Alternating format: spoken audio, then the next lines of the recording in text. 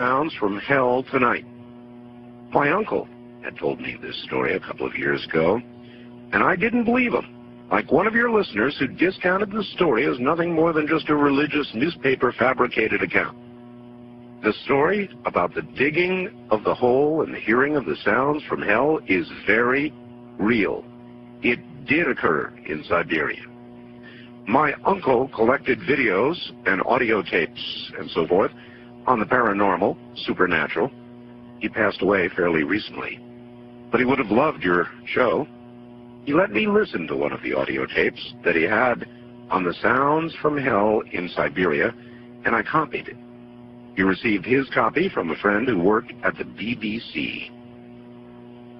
It took me a while to find it tonight, but attached is that sound from my uncle's tapes. It's not the greatest quality, but the sounds are there. I was very hesitant to send you this, as the sound bothers me to listen to. I'd suggest that if you do play it on the program, warn listeners in advance so they may have the option of turning the radio off for 30 seconds while it plays. What you're about to hear is very disturbing indeed.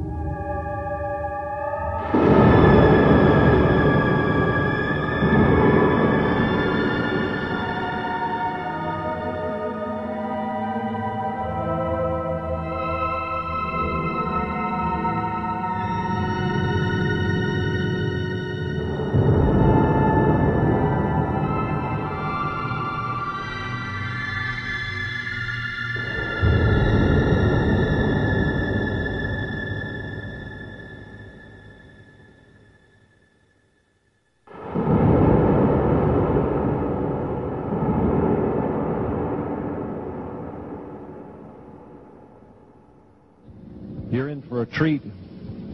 Phil Schneider has 17 years experience working in the government black projects. He carried a level 3 security clearance. He's a former government geologist and engineer in the black projects, underground bases at Areas 51, S4, and Los Alamos. He's going to expand your mind here this morning. Please welcome Mr. Phil Schneider. I'm Phil Schneider. I spent 17 years in black budget programs. Government geologist, as engineer, structural engineer with aerospace applications.